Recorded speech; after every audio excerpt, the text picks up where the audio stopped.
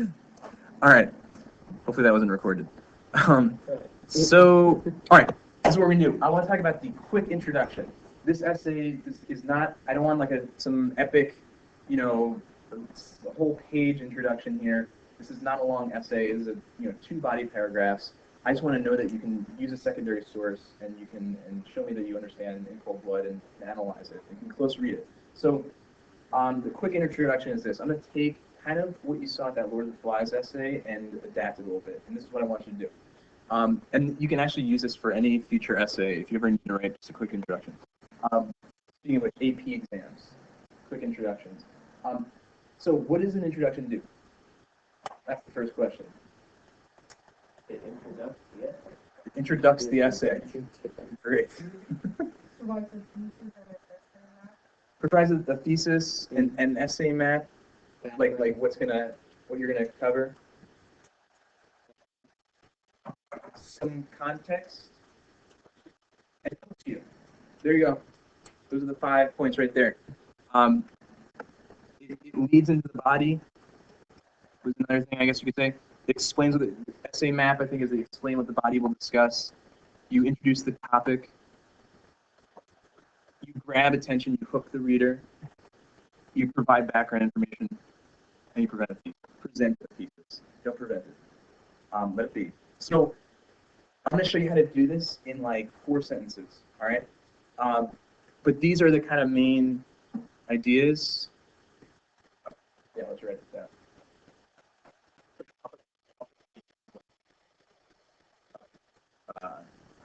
On Canvas, under resources. All right. So how do we do this? And also, sometimes I use this term, literary analysis essay. That's just another way of saying an English essay, because you're always you're analyzing literature, right? So first, we're going to begin with what we call a literary analysis claim. Some might call it a thesis statement. Here's my thesis statement. This is like my elaborate, really good A+ thesis. In Lord of the Flies, William Golding presents his conviction that men are by nature beasts. Various personalities and worldviews are reflected on the island. The behavior is a kind of elaborate experiment in which youths are separated from the nurturing teachers, rules. All right. This you should recognize this, or you probably don't, but we read this when we read the essay on Lord of the Flies, talking about secondary sources. So there's your thesis. If you notice, the thesis has a couple things. One, we of course, in your introduction, you need to establish what text you're talking about. We have the author, and then the method. Remember this: the method is what the author is using to communicate the message. In this case, various personality and worldviews are reflected on the island. This is all like what Golding is using to do the last part, which is the effect, which is his message. So he's using all the stuff to communicate the message that men are by nature beasts. Okay, so you may disagree with that, but that's the literary claim of this essay, right? In a quick introduction, you want to summarize, like I think it was Alex said the summary, the context. You want to do that real quick in 1 line. All right, just enough for the basic premise. It's like if you could just summarize the story in 1 line, what would it be? In this case, the young boys are stranded on an island. Lord of the Flies. Young boys stranded on an island. Great. And then the other piece you need to add is your hook, your grabber. This is the creative part here. You must think of something to grab people's attention, to make the message that they should read your essay in the first place. So begin with a nice opening that catches your attention. A couple options. You can start with the rhetorical question, which can get overused, but can be good sometimes. Just how interconnected is the animal world?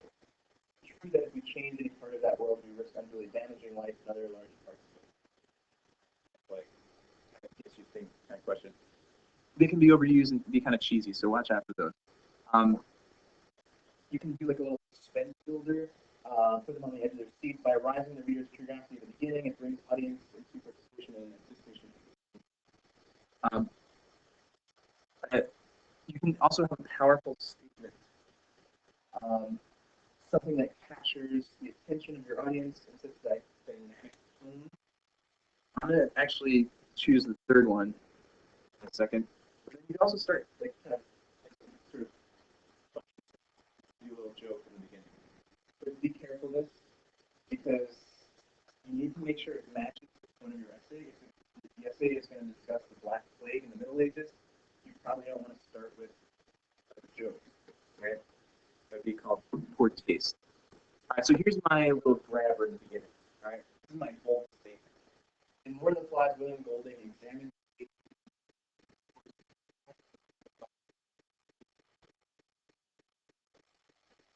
boys stranded on the island and castly who answers the question, is man good? These kind of actually use a little bit of, there's the bold statement and then there's the question as well. Honestly, it's really kind of fair game to do whatever here. The main goal is like the litmus test is does it grab your attention? If the answer is yes, then you did a good job. Although just saying like sex or drugs like that, like more like grab your attention, that one. So anyway, putting it all together.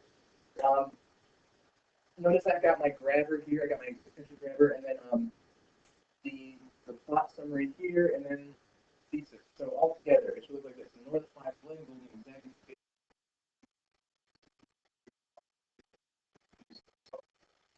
boys stranded on an island and casting man. In Lord of the Flies, William Golding presents his condition and men are naked by nature. Bodies and worldviews are reflected on the island. Their behaviors are flag experiments which use to nurturing.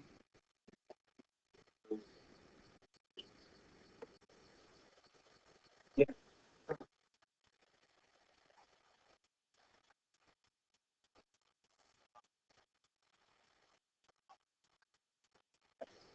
I know some English teachers say you shouldn't do that.